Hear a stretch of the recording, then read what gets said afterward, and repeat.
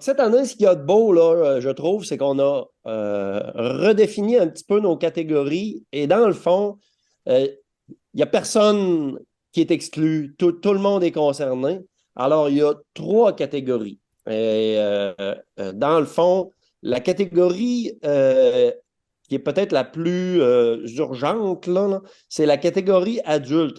Je dis urgente parce que les dates limites de participation ne sont pas les mêmes, tout dépendant dans quelle catégorie vous vous inscrivez. Donc, la catégorie adulte, ben, ça le dit, hein, c'est pour les personnes de 18 ans et plus. Les textes qu'on recherche, c'est des textes de maximum 1000 mots. Et la date limite, quoique ça vous donne quand même le temps, là, on est le début février. Là.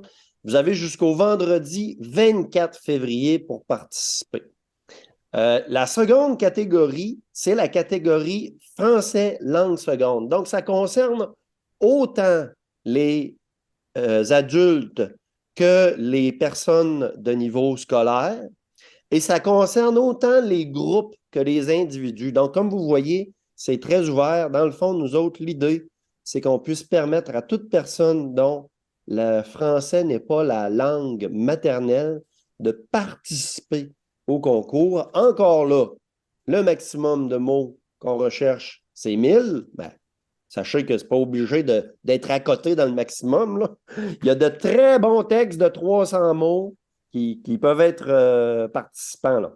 Et là encore, la date limite, c'est le vendredi 24 février. La troisième catégorie, c'est la catégorie étudiant. Donc, ça concerne vraiment tous les élèves du niveau scolaire de 17 ans en descendant. Donc, que vous soyez au cégep, au secondaire ou au primaire, on va accueillir vos créations individuelles ou collectives d'un maximum de 500 mots, s'il vous plaît. Et là, la date est différente.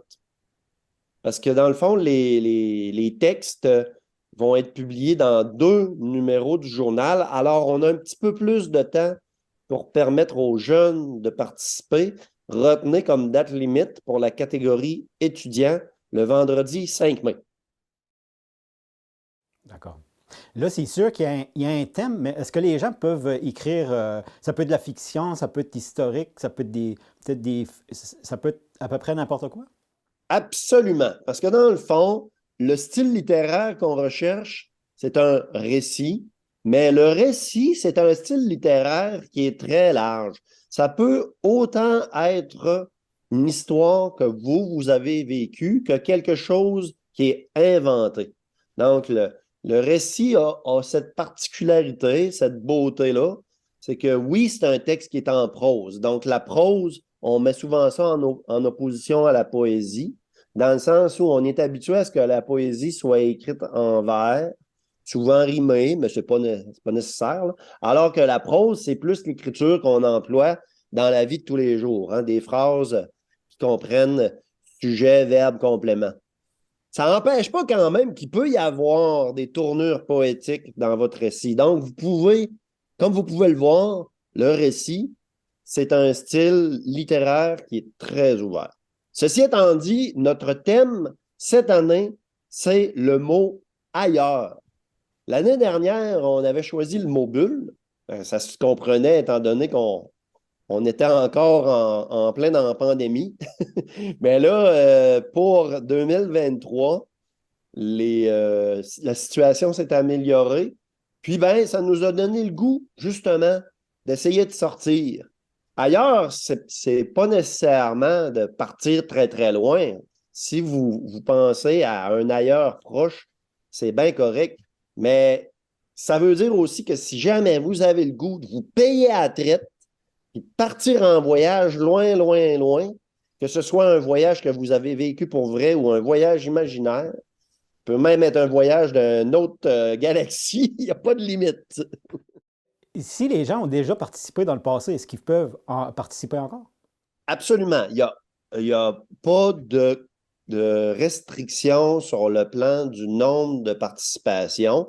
Vous allez voir, les règlements sont accessibles sur le site Internet du journal Graphici. Ce pas des règlements très, très compliqués, mais je vous invite quand même à aller les relire, les lire.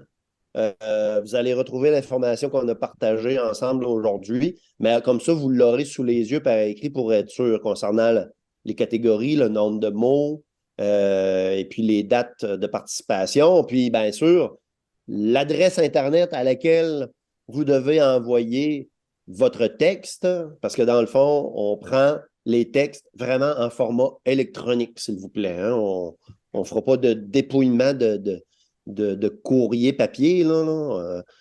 Pour nous autres, ça nous aide beaucoup dans nos échanges avec le jury qui recevra vos textes. Ben, c'était un super de beau concours. J'espère que vous allez avoir beaucoup de participants. Oh, nous autres aussi, on a vraiment hâte de recevoir vos textes. Puis peut-être comme mot de la fin, parlez un petit peu de ce que vous courez la chance de gagner, parce que qui dit concours dit prix. Alors, vous en doutez bien, hein, on est un journal. Alors, les textes gagnants seront publiés dans les pages des éditions de mai et de juin du journal Graphici. Hein. Il y aura 2 textes en mai, 2 textes en juin, et puis il y a un montant de 1 000 $ qui va être alloué aux différents textes choisis. J'ai une petite surprise pour vous autres. Même si on a 3 catégories, notre jury a reçu comme consigne, parmi tous les textes reçus, de choisir un coup de cœur. Donc, dans le numéro du mois de juin, non seulement il y aura le texte gagnant dans la catégorie étudiant, mais il y aura aussi le coup de cœur de notre jury. Alors, les 4 textes gagnants recevront un montant de 250 $ comme prix pour leur œuvre.